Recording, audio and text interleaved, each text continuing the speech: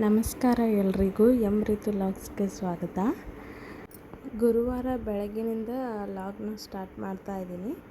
ಬೆಳಗ್ಗೆ ಬೇಗ ಎದ್ದು ಮನೆ ಮುಂದೆ ಕಸ ಗುಡಿಸಿ ರಂಗೋಲಿಯನ್ನು ಬಿಡಿಸ್ತಾ ಇದ್ದೀನಿ. ರಂಗೋಲಿ ಯಾವ ರೀತಿ ಬಿಡಿಸಿದ್ದೀನಿ ಅಂತ ಒಂದ್ಸಲ ನೋಡ್ಕೊಂಡು ಬನ್ನಿ.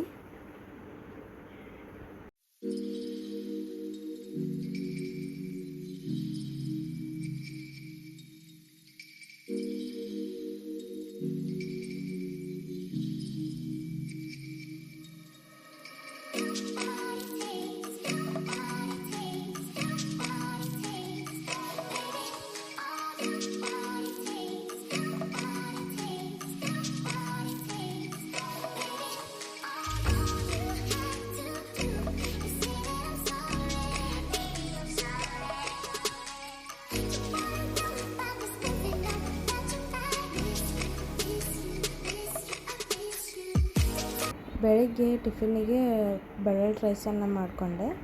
ಮಧ್ಯಾಹ್ನದ ಅಡುಗೆಗೆ ಸೊಪ್ಪು ಜಾಸ್ತಿನೇ ಇತ್ತು. ಪಾಲಕ್, ಹುಂಚಿಕ್ಕಿ, ಮೆಂತ್ಯ ಸೊಪ್ಪು ಜಾಸ್ತಿನೇ ಇತ್ತು. ಸೊ ಹೀಗಾಗಿ ಮಧ್ಯಾಹ್ನದ ಅಡುಗೆಗೆ ರೈಸ್ ಜೊತೆ ಪಪ್ಪು ಮಾಡೋಣ ಅಂತಂದು ಎಲ್ಲ ಪಾಲಕ್, ಮೆಂತ್ಯ, ಹುಂಚಿಕ್ಕಿಯನ್ನೆಲ್ಲ ಸರಿಯಾಗಿ ತೊಳೆದೆ. 1-2 ಕಪ್ ಅಳತೆಯಷ್ಟು ಬೇಳೆ ಹಾಕಿ ಅದ್ರ ಜೊತೆ ತೊಳೆದಿದ್ದು ಎಲ್ಲ ಸೊಪ್ಪನ್ನು ಹಾಕಿ ಕುದಿಲಿಕ್ಕಿಟ್ಟೆ. ಈ ಪಪ್ಪು ಅಥವಾ ಗಟ್ಟಿ ಪಲ್ಯನೂ ಅಂತ ಕರೀತಾರೆ. ಇದನ್ನು ಯಾವ ರೀತಿ ಮಾಡೋದು ಅಂತಂದು ನಾನು ಲಾಂಗ್ ವಿಡಿಯೋ ಶೇರ್ ಮಾಡಿದ್ದೇನೆ. ಒಂದು ಸಲ ಹೋಗಿ ಚೆಕ್ ಮಾಡಿ ನೋಡಿರಿ. ಇದು ಫುಲ್ ರೆಸಿಪಿ ಅಲ್ಲಿ ಶೇರ್ ಮಾಡೀನಿ. ಸೊಪ್ಪು ಜಾಸ್ತಿ ಇದ್ದಾಗ ಈ ರೀತಿ ಮಾಡ್ಕೊಂಡು ಉಂಡ್ರೆ ಅನ್ನದ ಜೊತೆ ಭಾಳ ಟೇಸ್ಟ್ ಬರ್ತೈತಿ. ಇದನ್ನು 2 ದಿನ ಇಟ್ಟಬೇಕಾದ್ರೂ ತಿನ್ಬೋದು. 1-2 ವಿಸಿಲ್ ಹೊಡೆಸ್ಕೋಬೇಕು. ನೀರು ಜಾಸ್ತಿ ಹಾಕಬಾರ್ದು ಇದಕ್ಕೆ, ಅದು ಸ್ವಲ್ಪ ಗಟ್ಟಿಯಾಗಿಯೇ ಇರಬೇಕು. ಆಮೇಲೆ ಪಲ್ಯಕ್ಕೆ ಹೀರೆಕಾಯಿ ಇತ್ತು. ಹೀರೆಕಾಯಿನೂ ಕೂಡ ನಾನು ಪಲ್ಯ ರೆಡಿ ಮಾಡ್ಕೊಂಡೀನಿ. ಆಮೇಲೆ ನುಗ್ಗೆಕಾಯಿ ಕೂಡ ಇತ್ತು. ಏನಾದರೂ ನುಗ್ಗೆಕಾಯಿ ರೆಸಿಪಿ ಮಾಡೋಣ ಅಂದ್ಕೊಂಡೆ. ಗಟ್ಟಿ ಪಲ್ಯ ಇತ್ತಲ್ಲ, ಹೀಗಾಗಿ ಅದ್ರ ಜೊತೆ ನುಗ್ಗೆಕಾಯಿ ಹಾಕಲಿಲ್ಲ. ನುಗ್ಗೆಕಾಯಿದು ಸಪ್ರೇಟ್ ರೆಸಿಪಿ ಮಾಡ್ಕೊಂಡೀನಿ. ನುಗ್ಗೆಕಾಯಿ ಸೂಪ್ ಮಾಡ್ಕೊಂಡೀನಿ. ಅದರ ಜೊತೆಗೆ ಈ ಕಡೆ ಪಲ್ಯನೂ ರೆಡಿ ಮಾಡಿಕೊಂಡೆ. ಆಮೇಲೆ ಇಲ್ಲಿ ಬ್ಯಾಳೆನೂ ಕುದ್ದಿತ್ತು. ಇದು ಈ ಹದಕ್ಕೆ ಇರಬೇಕು, ಸ್ವಲ್ಪ ಗಟ್ಟಿನೇ ಇರಬೇಕು, ನೀರು ಇರಬಾರ್ದಿದೆ. ಆಮೇಲೆ ಇದನ್ನು ಒಗ್ಗರಣೆಗೆ ಇಟ್ಕೊಂಡು ಅದನ್ನೇನು ಬ್ಯಾಳೆ ಮಿಕ್ಸ್ ಮಾಡ್ಕೊಂಡಿದ್ನಲ್ಲ ಆ ಬ್ಯಾಳೆ ಹಾಕ್ಕೊಂಡು ಸ್ವಲ್ಪ ಒಂದು ಅರ್ಧನ ಲೋಟದಷ್ಟು ನೀರು ಹಾಕ್ಕೊಂಡ್ರೆ ನಮಗೆ ಪಪ್ಪು ರೆಡಿ ಆಗಿರ್ತೈತಿ. ಈ ರೆಸಿಪಿ ಲಾಂಗ್ ವಿಡಿಯೋದಾಗ ಶೇರ್ ಮಾಡೀನಿ, ಒಂದು ಸಲ ಹೋಗಿ ಚೆಕ್ ಮಾಡಿರಿ. ಆಮೇಲೆ ನುಗ್ಗೆಕಾಯಿ ಸೂಪು ಕೂಡ ಹೆಲ್ತಿಗೆ ಭಾಳ ಚಲೋ.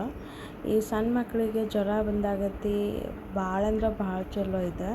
ಕ್ಯಾಲ್ಸಿಯಂ ಜಾಸ್ತಿ ಇರ್ತೈತಿ. ಹೀಗಾಗಿ ನುಗ್ಗೆಕಾಯಿ ಸೂಪ್ ಭಾಳ ಅಂದ್ರೆ ಭಾಳ ಚಲೋ ಇದೆ. ಈ ರೆಸಿಪಿ ನಾನು ಲಾಂಗ್ ವಿಡಿಯೋದಾಗ ಶೇರ್ ಮಾಡೀನಿ, ಒಂದು ಸಲ ಹೋಗಿ ಚೆಕ್ ಮಾಡಿರಿ. ಸಣ್ಣ ಮಕ್ಕಳಿಗೆ ಜ್ವರ ಬಂದಿರ್ತೈತಿ, ಇಲ್ಲ ಕೆಮ್ಮು ನೆಗಡಿ ಆಗಿರ್ತೈತಿ.